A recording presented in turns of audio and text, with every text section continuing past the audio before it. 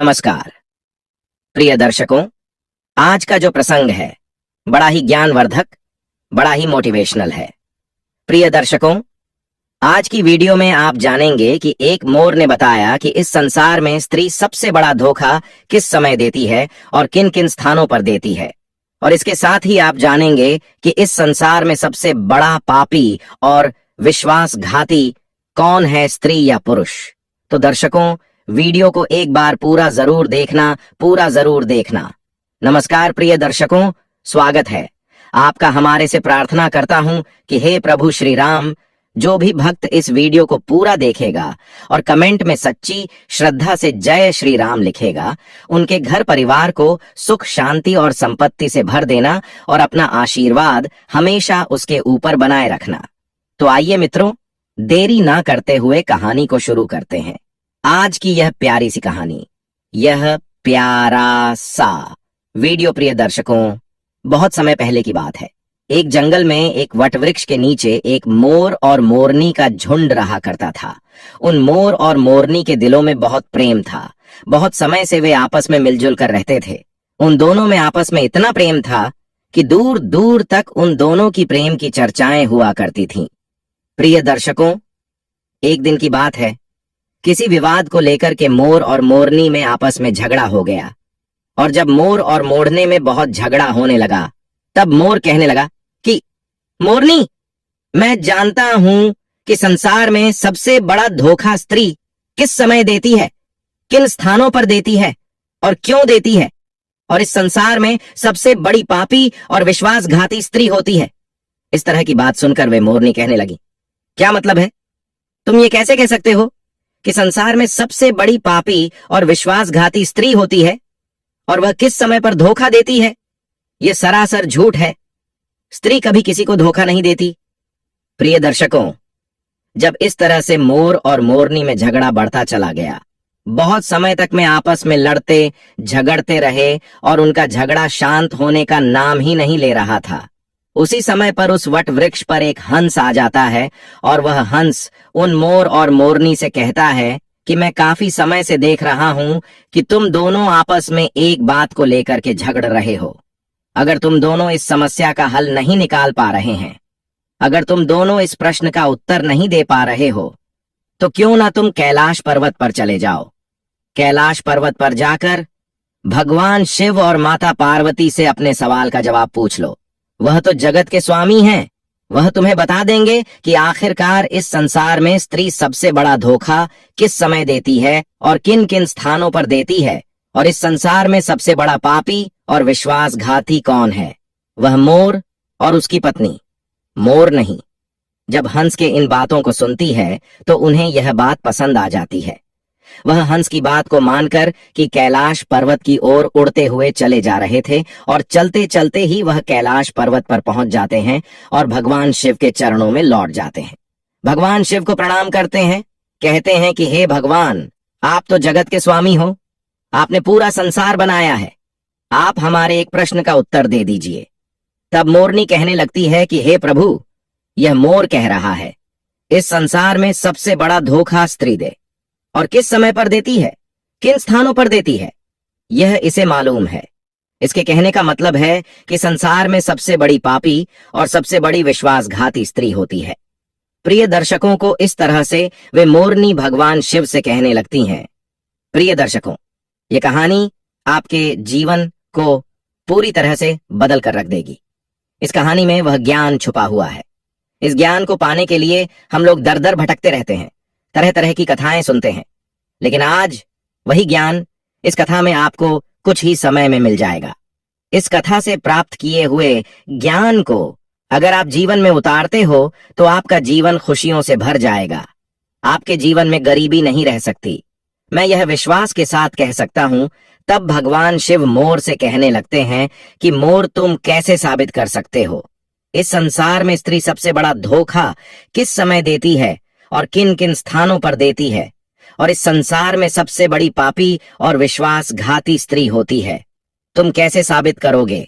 तब मोर कहने लगता है कि हे भगवान, मैं आपको एक कहानी सुनाऊंगा। इस कहानी को सुनने के बाद में यह साबित हो जाएगा कि स्त्री सबसे बड़ा धोखा किस समय देती है और किन किन स्थानों पर देती है, और इस संसार में सबसे बड़ी पापी, सबसे बड़ी विश्वासघाती स्त्री होती है।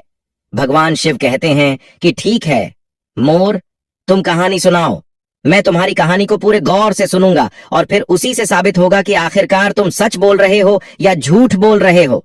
इस संसार में स्त्री सबसे बड़ा धोखा किस समय पर देती है, यह दुनिया को भी पता चल जाएगा। वह मोर कहानी शुरू करने ही वाला था कि तभी वहां पर माता पार्वती आ जाती है और वह कहती हैं कि हे प्रभु, मैं भी कहानी सुनना चाहती हूँ, मैं भी यह देखना चाहती हूँ कि आखिरकार स्त्री अपने पुरुष को सबसे बड़ा धोखा किस समय पर देती है। मैं भी यह जानना चाहती हूं कि आखिरकार इस संसार में सबसे बड़ा पापी और विश्वासघाती कौन होता है, वह पुरुष होता है या स्त्री होती है, और किन कारणों से होते हैं। इस तरह से माता पार्वती भी कहानी को सुनने लगती है। प्रिय दर्शकों, तब वह मोर भगवान शिव को साक्षी मानकर कहानी सुनाने लगता है। कहने लगता है कि हे प्रभु, एक राज्य में एक उग्रसेन नाम का राजा राज करता था। उस राजा के 4 बेटे थे और उसके चारों बेटे बहुत ही ज्यादा बहादुर और बड़े ही प्रतापी थे। लेकिन प्रभु सबसे बड़ा बेटा, जिसका नाम विश्वजीत था, वह न केवल प्रतापी था बल्कि दिखने में भी बहुत ही सुंदर था। उसके सबसे बड़े बेटे विश्वजीत की पत्नी रत्नावती थी, जो देखने में बड़ी ही सुंदर और बड़ी ही रूपवान थी। वह अपने आगे किसी दूसरी स्त्री को सुंदर नहीं मानती थी। एक दिन की बात है, राजा अग्रसेन ने अपने बेटे विश्वजीत के लिए किसी बात पर नाराज होकर के अपने राज्य से उसे निकाल लेने का आदेश दे दिया। प्रिय को राजा की ऐसी बातों को सुनकर सभी इस बात को लेकर बड़े ही चिंतित हो गए।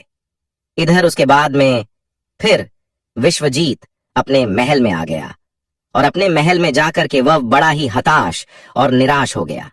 उधर विश्वजीत को उदास देख के विश्वजीत की पत्नी ने पूछा, हे स्वामी, आखिर आप इतने हताश निराश क्यों हैं? आखिर तुम्हें कौन सा दुख है? आखिर आपका चेहरा इतना मुरझाया क्यों है? आपका चेहरा इतना मुरझाया क्यों दिख रहा है? राजकुमार होकर के आखिर आप इतने चिंतित क्यों देख रहे हैं?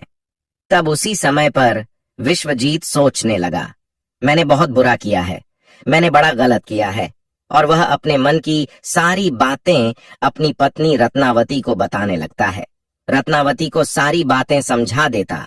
विश्वजीत की बातों को सुनकर कि उसकी पत्नी उसी समय पर मूर्छित हो आती थी, और जब वह मूर्छित हो जाती है तो विश्वजीत बड़ा घबरा जाता है और फिर उसके मुंह पर जल के कुछ छींटे डालता है।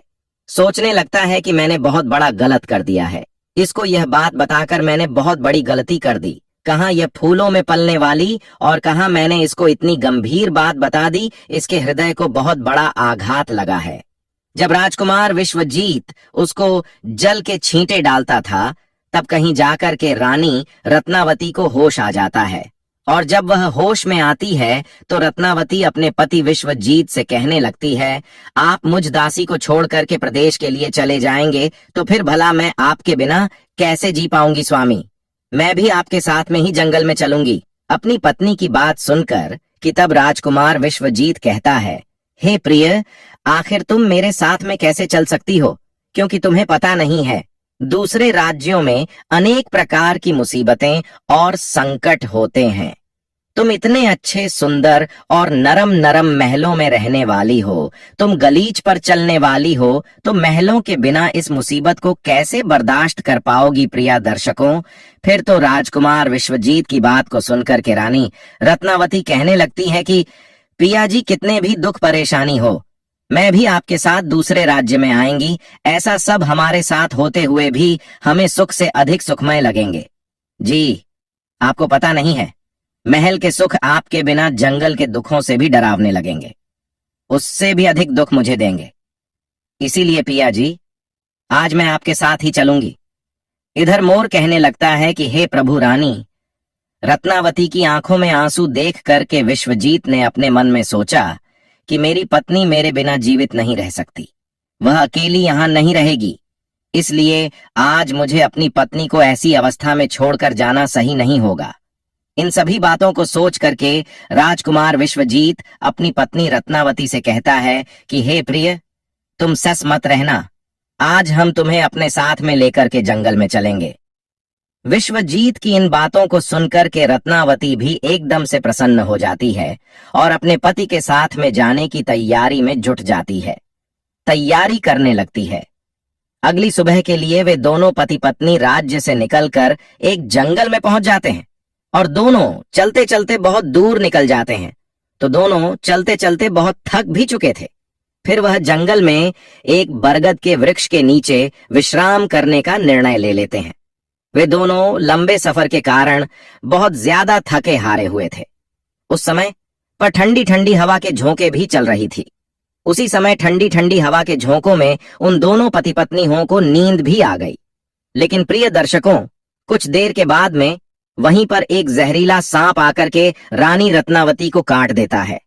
और इधर मोर कहता है कि हे प्रभु, अब आगे भी सुनिए। जब उस जहरीले सर्प ने रानी रत्नावती को डस लिया तो रानी रत्नावती एकदम से तड़पने लगी। पत्नी को दर्द से कराह हुआ देखकर कि विश्वजीत की आंख एकदम से खुल गई, तब विश्वजीत रत्नावती को तड़पता हुआ देखकर के और सांप को जाता हुआ देखकर के एकदम से घबरा जाता है। कुमार विश्वजीत बहुत बेचैन हो जाता है। प्रिया दर्शकों, ऐसे दृश्य को देखते ही उसकी आंखों के सामने उसकी पत्नी की मृत्यु हो गई। इस प्रकार से अपनी पत्नी को मरी हुई देख के विश्वजीत ऊंचे ऊंचे स्वर में विलाप करने लगा। उसका रोना धोना सुनकर कि जंगल के शेर, भेड़िया और आदि जानवर उसे खाने के लिए आने लगे, फिर राजकुमार विश्वजीत ने अपने दिल पर पत्थर रख करके यह निश्चय कर लिया कि इस जंगल में मेरी जीवन संगिनी ही मर गई है, तो फिर भला मैं जी करके क्या करूंगा। आज मैं अपनी पत्नी के बिना इसी जंगल में अपने प्राणों को भी त्याग दूंगा।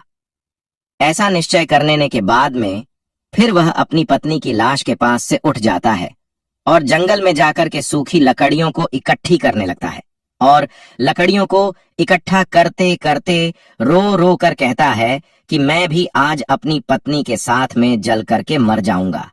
प्रिय दर्शकों, उसी समय पर वहां से दिव्य संत वनहा से गुजर रहे थे। जब वे दिव्य संत विश्वजीत को रोते हुए देखते हैं तो वह कहने लगते हैं कि पुत्र, तुम क्यों रो रहे हो? इस भयानक जंगल में तुम क्यों विलाप कर रहे हो? अगर तुम ऐसे ही रोते रहे तो जंगल के जानवर तुम्हें अपना भोजन बना लेंगे। तुम्हें किस बात का दुख है? तुम क्यों रो रहे हो? तब राजकुमार विश्वजीत उस महात्मा से कहने लगता है कि है महात्मा, मैं राजकुमार विश्वजीत हूं और मैं राजा उग्रसेन का बेटा हूं। मेरी पत्नी को यहाँ एक जहरीले सर्प ने डस लिया है, जिससे मेरी पत्नी की मृत्यु हो गई है। हे महात्मा, मेरी पत्नी बड़ी चरित्रवान थी, बड़ी पतिव्रता थी। वह मुझे बहुत प्रेम करती थी और मेरे साथ आने के कारण उसकी मृत्यु हो गई है। हे महात्मा, ऐसी पत्नी मुझे दोबारा नहीं मिल सकती। ऐसी चरित्रवान स्त्री मुझे दोबारा इस संसार में कभी नहीं मिल सकती। इसलिए हे महात्मा, मैं भी अपनी पत्नी के साथ में, मैं भी अपने प्राण त्याग दूंगा। मैं भी उसके साथ में अपनी जान दे दूंगा। महात्मा, मेरे पिता ने मुझे अपने राज्य से निकाल दिया है और इसलिए मेरी पत्नी इस जंगल में मेरे साथ आई थी और उस जगह पर आते आते उसे सर्प ने डस लिया। इसकी वजह भी मैं हूं। अगर वह मेरे साथ ना आती तो शायद आज वह जीवित होती। प्रिय दर्शकों में महात्मा कहने लगते हैं कि राजकुमार, तू बहुत ही बड़ा मूर्ख है और अज्ञानी भी है। यह संसार है, यहाँ तो इंसानों का आना जाना लगा ही रहता है।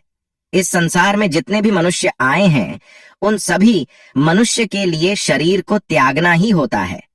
इस बात को तभी जानता है। इस संसार में जो भी आता है वह अकेला आता है। कोई भी किसी के साथ में नहीं आता और ना ही कुछ लेकर जाता है और ना ही कोई किसी के साथ जाता है। फिर भी तुम आज मूर्खों की तरह मेरे सामने खड़े होकर के बातें कर रहे हो। हे राजकुमार, अगर तुम जीवित रहोगे तो तुम इस तरह की कई रानियों को अपने पास प्राप्त कर सकते हो। इस तरह की कई रानियां तुम्हें फिर से मिल सकती हैं। आज तुम मेरी बात मान लो और अपने प्राण त्याग हो। तब राजकुमार कहने लगता है कि नहीं महात्मा, मैं अपने प्राण जरूर त्यागूंगा। ऐसी रानी मुझे इस संसार में नहीं मिल सकती है। मेरी रानी बहुत ही चरित्रवान और बहुत ही पतिव्रता थी। तब महात्मा कहने लगते हैं कि हे राजकुमार, आज तुम मेरे कहने पर मरने का विचार त्याग दो, तुम्हें मालूम नहीं है, इस मानव शरीर को पाने के लिए देवता भी दिन रात बहुत ज्यादा इच्छुक होते हैं। तो फिर आप जानबूझकर इस शरीर को नष्ट क्यों करना चाहते हो प्रिय दर्शकों? इस प्रकार से उस महात्मा के शब्दों को सुनकर के राजकुमार कहने लगता है कि महात्मा, आपने जो कुछ भी कहा है वह सत्य है, लेकिन इतनी बड़ी पतिव्रता पत्नी मुझे किसी भी जन्म में नहीं मिलेगी, इसलिए आज अपनी पत्नी के साथ में ही चलकर मैं मरना चाहता हूं प्रिय दर्शकों।